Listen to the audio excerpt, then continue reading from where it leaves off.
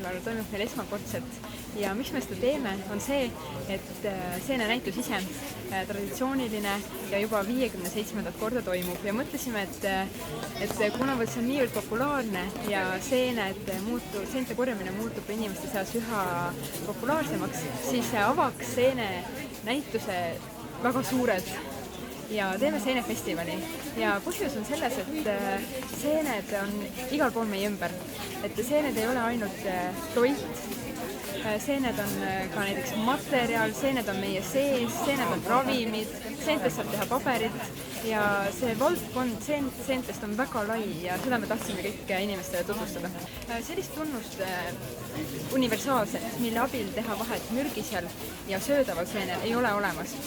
Et mürgine seen võib olla meeldiva lõhnaga, hea maitsega ja ta võib ka ussitada.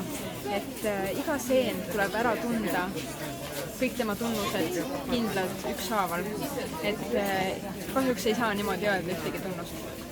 Näitus on nüüd avatud 15 päeva kuni 29.